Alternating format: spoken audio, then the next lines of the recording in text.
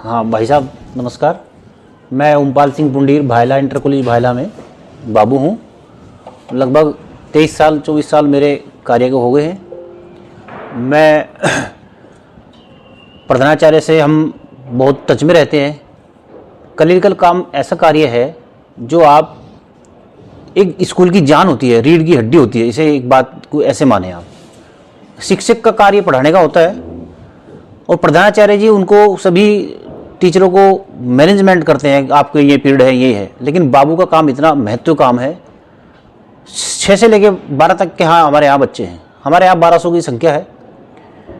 सभी प्रकार के बच्चे हैं। कुछ टॉप भी होते हैं, कुछ हल्के भी होते हैं, कुछ अच्छे भी होते हैं, कुछ खराब भी होते हैं बच्चे।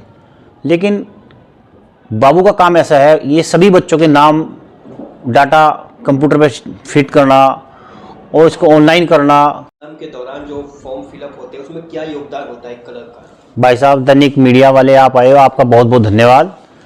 मैं आपको बहुत सालों से देखता हूँ, आप इसी कार्य में जुटे हैं। सभी बच्चों के लिए, स्कूलों के लिए आपने बहुत अच्छे अच्छे कार्य किए हैं, बहुत अच्छे अच्छे आपने प्रोग्राम दिखाए हैं। इससे बच्चों को मोटिवेट बहुत मिलता है। आप आए, आपका बहुत बहुत धन्यवाद। आपने जो बात हमसे पूछी है इसके बारे में हम आपको बताएंगे।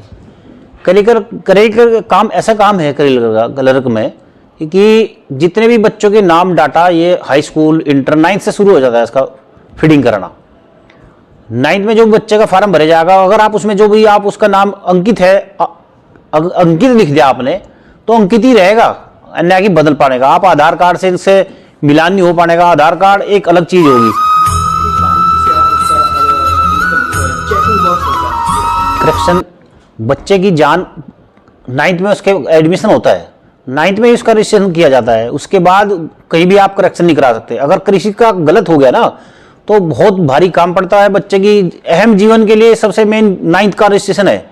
अगर आप 9th में कराओगे 10th में वही रहेगा, 11th में वही रहेगा और 12th में वही रहेगा। BA BSc अगर आप जहाँ भी जाएंगे तो 9th के रजिस्ट्रेशन से ही बच्चे का फॉर्म का जो नाम होगा वही उठ के निकलता चले जाएगा एक बार रजिस्ट्रेशन कराने के बाद।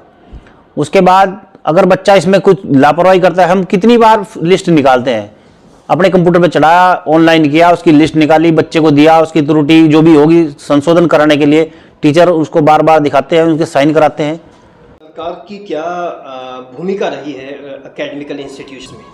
भाई साहब धन्यवाद, आपने ये सवाल किया। इसके बारे में मैं आपको जानकारी देना चाहता हूँ। सरकार द्वारा हमारे यहाँ संस्थाओं में, सभी संस्थाओं में, पूरे देश भर में MDM चलाया हुआ है। MDM इतना अच्छा भोजन मिलता है 6 से 8 तक के बच्चे को। फुल फॉर्म बताइए सर। MDM ये है इसका मिड डे मील बोलते हैं इसको। मिड डे मील, हाँ, मैनेजमेंट इसकी सरकार की व्यवस्था है। NGO द्वारा, जो माध्यमिक स्कूल है इसमें NGO द्वारा भेजा जाता है। इतने अच्छे NGO को खाना परोसा जाता है। मंडे के दिन केले आते हैं और एक दिन मिठाई आती है। सब कुछ ये व्यवस्था सरकार द्वारा की गई है। सरकार ने बहुत ही अपने खर्चा वहन किए करके ये सब कुछ कार्य करा रही है। एक दूसरी बात, 6 से 8 तक की बच्चों की पुस्तकें, निःशुल्क पुस्तकें वितरण की जाती हैं। उसके बाद ड्रेस की जाती है, उनके बैग भी दिए जाते हैं बच्चों को। यह सरकार का इतना अच्छा कार्यक्रम है। बहुत बच्चों को भोजन मिल रहा है, बहुत अच्छी तरीके से इसको वितरण किया जा रहा है। वितरण करने में कलर का क्या योगदान होता है बच्चों को भोजन वितरण कराने में? हमारी एक योगदान ये है, हम बच्चों का भोजन बाहर से आता है, हम टेस्ट करते हैं, उसके बाद बच्चों को हम खिलाते हैं।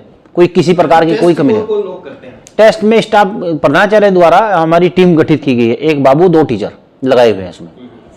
यहाँ बनता नहीं, बाहर से आता है? बाहर से NGO द्वारा, ये माध्यमिक शिक्षा द्वारा, ये रामपुर से आता है। रामपुर मरियाण है हमारे यहाँ से। प्रतिदिन आता है? प्रतिदिन सुबह आता है। तो आने कैसे आता है वहाँ से? ये ट्रांसपोर्ट है, NGO की ट्रांसपोर्ट है।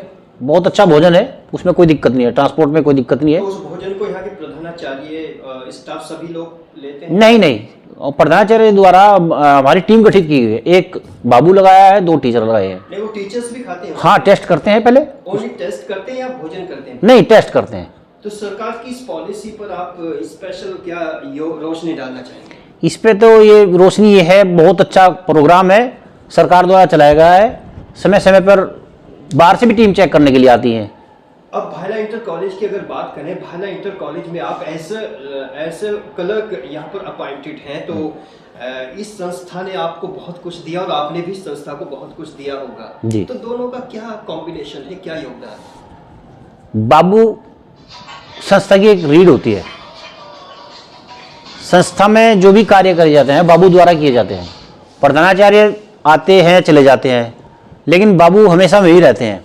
यह एक रीढ़ है, इसके बिना कुछ नहीं हो पाता। जमीन का सारा कार्य, जो भी बाहर से जो भी कार्य होंगे, विकास के जितने भी कार्य होंगे, आपके मकान का, आप जो भी व्यवस्था, नल टूट गया, नल की व्यवस्था, पानी की व्यवस्था, सारी व्यवस्था बाबू ही देखते हैं। इसमें जैसे आपने कहा कि प्रधानाचार्य आते हैं और चले जाते हैं, लेकिन बाबू वहीं पर रुके रहते हैं, तो ये तो एक मतलब एक बाबू का मतलब ये हुआ कि clerk is more important than principal. जी, क्या ये भी कह सकते हैं? हाँ, ये बहुत बढ़िया बात की आपने भाई साहब।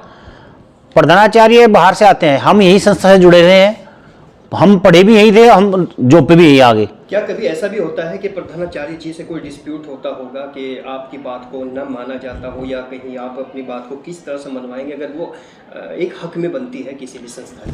संस्था के हित में ही जो कार्य होगा उसी के लिए आप प्रधानाचार्य से, चाहे हमें उनके साथ किसी बात को लेकर मतभेद हो या कोई बात हो, तो उसको मनाना पड़ता है उनको। हमें चलते चलते क्या मैसेज देना चाहेंगे जो भी आपको सुन रहे हैं? हम चलते चलते देंगे भाई साहब, आपका बहुत बहुत धन्यवाद। आप इतनी दूर से आए, आप इतने दिनों से कार्य कर रहे हैं, आपका दैनिक मीडिया इतना अच्छा कार्य कर रही है। आपने हमारे लिए भी सोचा, बाबू के लिए कोई नहीं सोचता, लेकिन आपने सोचा कि इनका इंटरव्यू कराएं, इनसे देखें क्या करते हैं क्या नहीं करते हैं। आप सभी बच्चों का भी लेते हैं, टीचरों का, प्रधानाचार्यों का, सबका लेते हैं। बाबू का किसी ने भी इंटरव्यू नहीं लिया। आप एक दैनिक मीडिया वाले सिर्फ एकमात्र ऐसे आप आदमी हैं जिन्होंने आप हमारे पास पहली बार आए, आपका बहुत बहुत धन्यवाद। क्लर्की का काम इतना काम होता है भाई साहब, आप ये नहीं जान पाएंगे। सुई से लेके और ऊपर तक का कार्य सभी काम बाबू ही करते हैं। ये सब कोई जान नहीं पाता, लेकिन आपने दैनिक मीडिया ने एक कार्य किया, आप बहुत बहुत धन्यवाद आपका। हर वर्ष आओ, हम आपके लिए बहुत बहुत वेलकम है आपका। धन्यवाद भाई साहब। और एकेडमिकल इंस्टीट्यूशन में जितना वर्क दैनिक मीडिया ने किया है, उसमें आज सबसे इम्पॉर्टेंट बात यह है कि क्लर्क को उठाना भी दैनिक मीडिया ने ये एक अपना स्टेप उठाया है, जबकि अमूमन प्रिंसिपल टीचर्स को अहमियत दी जाती है, उन्हीं के महत्वपूर्ण रोल को महत्वपूर्ण बताया जाता है। लेकिन अगर बात करें, क्लर्क वास्तव में किसी भी संस्था की रीढ़ की हड्डी होती है, क्योंकि टोटल जो डॉक्यूमेंटल वर्क होता है उसका सेंटर ही क्लरिकल डिपार्टमेंट होता है, क्लरिकल ऑफिस होता है।